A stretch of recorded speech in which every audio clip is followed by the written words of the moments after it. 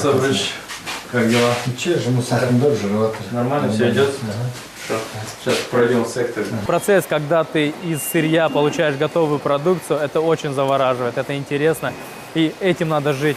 Это полностью поглощает тебя целиком.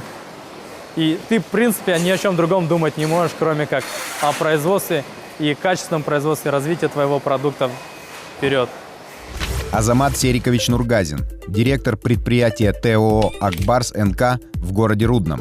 Женат, 2 детей. По специальности экономист-управленец. После института устроился менеджером в банк. Потом понял, работать хочет на себя. Изучил рынок и сделал ставку на производство лапши быстрого приготовления. 3 года назад приобрел оборудование в лизинг по госпрограмме «Дорожная карта бизнеса 2020».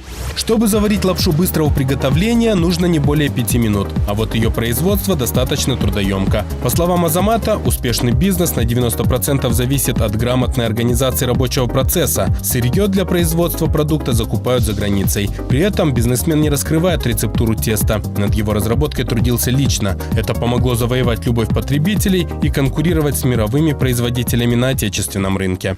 Сегодня на заводе «Акбарс НК» трудится 45 человек. Пока предприятие работает в одну смену и выпускает 8 миллионов единиц готовой продукции ежемесячно. И это только половина производственной мощности. В планах перейти на режим круглосуточной работы.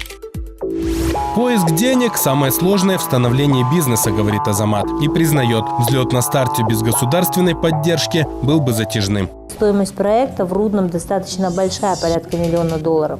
У него были собственные инвестиции, он сделал вклад собственных ресурсов очень большой.